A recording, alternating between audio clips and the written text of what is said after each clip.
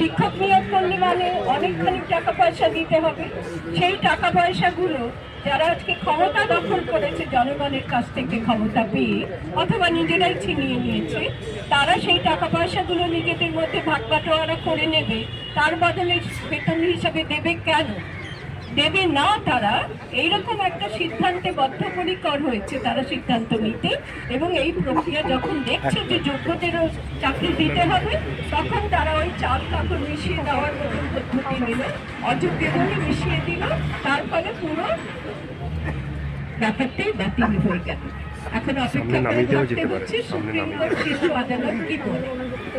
এগুলো আমার কাছে মনে হচ্ছে আপনারা মানবেন না হয়তো, আমার ৭৫ বছর বয়স, শিক্ষা জগতেরই মানুষ, দীর্ঘকাল ধরে শিক্ষা জগতে থেকেছি।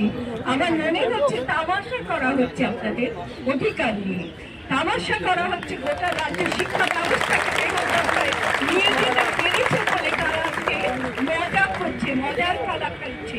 তামাশা কেন বলছি আপনারা দেখুন, কিছুদিন আগে এইসব সমাজ মাধ্যমগুলো আমাদের কাছে কিছু কিছু ব্যাপার তুলেও ধরে।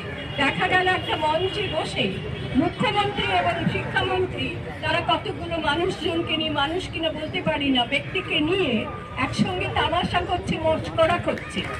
শিক্ষামন্ত্রীর কাজ আজকে গান গাওয়া, রবীন্দ্রসঙ্গীত করতে হবে, একজনের আহ্বানে সাড়া দিয়ে শিক্ষামন্ত্রী সেটা করতে পারবে না, তাই তিনি একটা আধুনিক গান বলার চেষ্টা করলেন, গাওয়ার না।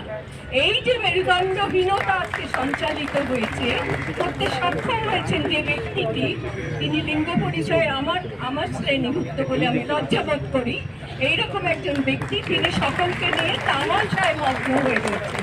আপনারা আমার সঙ্গে একমত হবেন কিনা জানি না। এই চিত্র দেখবার পরে, এই কথাবার্তা রঙ্গ তামাশা দেখবার পরে আমার মনে হয়েছে ধরনী দ্বিধা হও, আজকে যারা আপনারা যোগ্য প্রার্থী, যোগ্য শিক্ষক পদপ্রার্থী, আপনারা এই যে শান্তিপূর্ণ অবস্থান করছেন, আমার এই বয়সে বলতে ইচ্ছে করছে যে এই শান্তিপূর্ণ উপায় আর হবে না, সোজা আঙুলে গিয়ে ওঠে না, বাঁকা আঙুলে গিয়ে তুলতে হবে। এই পদ্ধতিতেই করা উচিত বলে আমার মনে হচ্ছে। আমি কথা বলছি বলে হয়তো প্ররোচনার কথাও কেউ বলতে পারে, সেটা সত্য নয়। এটা আমার প্রথম কথা।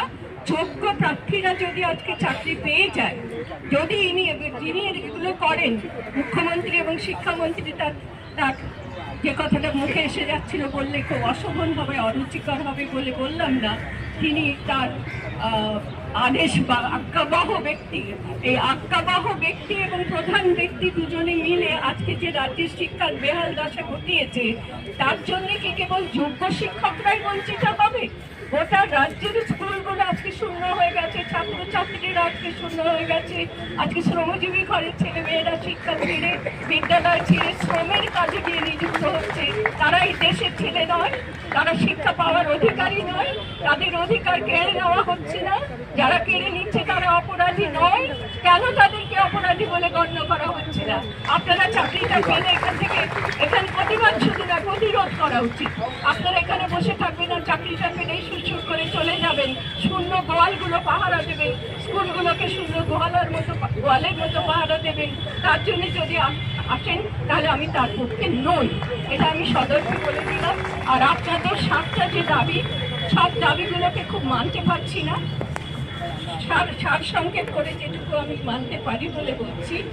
আমি বলি, আপনারা যে প্রধান দাবি 2-3টে রেখেছেন, সেখানে যেন মনে হচ্ছে ডাকাত জলের যিনি সর্দার বা ডাকাত দলের মাথায় যারা আছে, তাদেরকে বলছেন আমাদের ডাকাতির যন্ত্রণা থেকে, আমাদের সব সম্পত্তি লুট করা থেকে মুক্ত করুন। এটা করছেন নাকি? আপনারা দেখুন তো কার কাছে নিবেদন করছেন, কাকে বলছেন বিচারালয় থেকে বিচার আদায় করে নিতে, কাকে বলছেন সত্য তথ্যগুলো তুলে ধরতে। দেখুন তো কয়েকটা পয়েন্ট লক্ষ্য করে দেখুন তো কাদের বলছেন। যারা বঞ্চনা করছে তাদেরকে বলছেন বঞ্চনা থেকে আমাদের মুক্তি দেওয়া হোক।